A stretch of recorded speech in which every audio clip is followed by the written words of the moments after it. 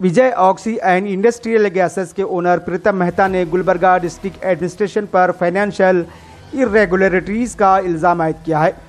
District administration पर उनके pending amount अदा करने में टाल मटोल करने का भी प्रीतम मेहता ने इल्ज़ाम आयद किया है। इनका कहना है कि 4 मई 2021 से 2 जून 2021 तक उनका ऑक्सीजन प्लांट 1 महीने के लिए सीज किया गया था। इस 1 माह के दौरान सरकारी रिकॉर्ड्स के मुताबिक 9075 ऑक्सीजन सिलेंडर तयशुदा कीमत पर बेचे गए।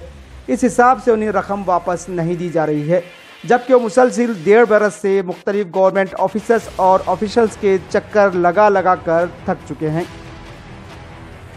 इतना चाहते हैं कि भी हमारे पास जो माल तो सिलेंडर सेल किया गया है उसके बारे में जितना पेमेंट दिया है उसको छोड़ो, बचे सो पेमेंट हम वापस रिटर्न चाहते हैं। पर इनके पास खुद के पास हिसाब नहीं है। एक तो दूसरी बात, ये लोग मेरे 200 सिलेंडर घुमा चुके हैं।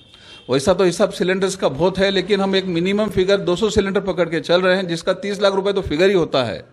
30 लाख रुपए सिलेंडर के ही फिगर होते हैं और बच्चे से 14 लाख चिल्लर जो बच रहा है उसका मिला के टोटली 44 लाख का हिसाब हो रहा है। ये जो चीज़ है आज के डेट में टोटल सब मिला के 44 लाख 14,604 का बैलेंस आना है। टोटल सिलेंडर 9,075 सिलेंडर दिया गया है वहाँ पे।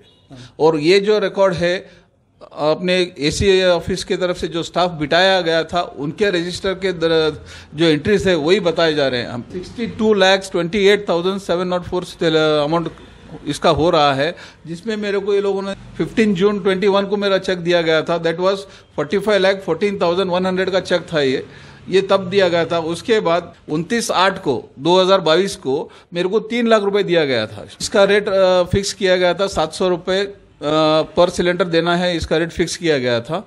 उसके बाद 25 तारीख के बाद 500 रुपये मैं खुद सामने से आके भाई उनको बोला कि भाई मार्केट कम हुआ है, थोड़े पेशेंट्स कम हुए, रेट कम करके बेचो बोल को मैं खुद सामने से आके 500 रुपये पर सिलेंडर करने लगाया था। उस हिसाब से 25 तारीख के बाद 500 रुपये पर सिलेंडर के हिसाब से बेचा गया था इसको। तकरीबन 1.5 साल से यही चीज़ हम बोलते आ रहे हैं। हर चीज़ को बोले, आरसी सर को बोला गया है, डीसी सर को बोला गया है, एसी मैडम के पास तो तकरीबन 1.5 साल से फिर रहे हैं। आज तक कोई भी इसमें रिपोर्ट नहीं कर रहा। 8 दिन के बाद देखते हैं, हफ्ते भर बाद के देखेंगे, महीने भर बाद क्या देखेंगे। अभी इलेक्शन है, अभी वो है, अभी टाइम नहीं है, बाद में बोलते हैं। अभी ऑडिट चल रहा, अभी आपके केस को ऑडिट करेंगे, ऑडिट के बाद देखेंगे। यही होते होते 1.5 साल से लोग मेरे को ढकाए जा रहे हैं। प्रीतम मेहता ने इस पूरे मामले में बड़े घोटाले का इल्ज़ाम लगाया है। इनका कहना है कि सरकारी खाते में उतनी रकम नहीं है जो कि उन्हें अदा शुदनी है। प्रीतम मेहता के कैलकुलेशन को माना जाए तो सरकारी खाते से 11 लाख रुपयों से ज़्यादा की रकम मिसिंग बताई जाती है। स्टार्ट करे लोग, उन्होंने अपना नया अकाउंट असिस्टेंट कमिश्नर के नाम पे एक्सिस बैंक में खोला गया था, ताकि जो भी सेल होता हो, जो भी चेक्स आते हो, वही अकाउंट में मेंटेन करना है। दूसरी तरफ इनको कैश या चेक डिपॉजिट नहीं करना था, जो भी आता था वहीं पे डिपॉजिट करना था।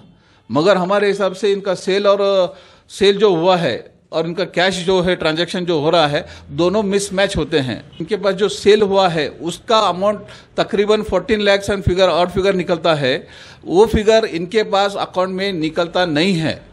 इनका पैसा दिया हुआ क्रेडिट में कितना है वो पूरा हिसाब भी करे तो भी उतना पैसा उनके बैंक अकाउंट में नहीं है। बात यहीं ख़त्म नहीं होती।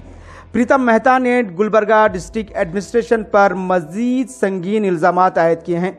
उनका कहना है कि सीज किए गए 1 माह के दौरान लाखों रुपए के कैश ट्रांजैक्शंस किए गए, लेकिन सरकारी खाते में पूरे 1 माह में सिर्फ 1,77,750 रुपये ही कैश ट्रांजैक्शन के नाम पर जमा किए गए हैं। इनका कहना है कि 12 मई तक कोई कैश ट्रांजैक्शंस रजिस्टर ही नहीं की गई। 13 मई को सिर्फ 49,300 रुपये का कैश ट्रांजैक्शंस बताया गया है। सर यूं तो हमारे पास सीज हुआ था 4 तारीख को, 4 मई कुछ सीज हुआ था 21 को सेकेंड कोविड में। तो तब से लेके सिर्फ तकरीबन 8 दिन तक तो कैश ट्रांजैक्शन ही होता रहा। चेक्स भी आते गए, वो चेक्स जो आए हैं तकरीबन 8 तारीख के बाद आसपास चेक्स आते गए, लेकिन उसके अंडर में भी कैश ट्रांजैक्शन चलता रहा। तब कि मेरे पास ये लोग जो अकाउंट खोले थे बैंक में, उसके हिसाब से 13 तारीख तक कोई एंट्री नहीं है। 13 तारीख को पहली एंट्री कैश एंट्री आई सो है, तो वो भी है 49,300। ये 49,300 का पहला एंट्री 13 तारीख को हुआ है कैश में। उस तारीख तक 13 तारीख को अगर 49,000 आते हैं तो एक पिछले हफ्ता भर का कैश कहाँ है सर? शुरुआत के एक हफ्ते में तो कहीं भी 450 के नीचे हमारे पास एंट्री नहीं है। हम फिर भी 400 की एंट्री बता रहे हैं। अगर 400 के एंट्री के हिसाब से भी अगर 700 रुपये पर सिलेंडर पकड़ते हैं तो 2,80,000 रुपये एक ही दिन के होते हैं। 2,80,000 खाली एक दिन के होते हैं, जबकि पूरे महीने में ये लोगों ने बैंक में 1,77,550 रुपीज जमा किए हैं। प्रीतम मेहता का कहना है कि साल 2016-17 में उन्होंने ये प्लान शुरू किया था, तहम फॉल्स प्रोपेगेंडा की वजह से उनकी नेक नामी मुतासिर हुई है।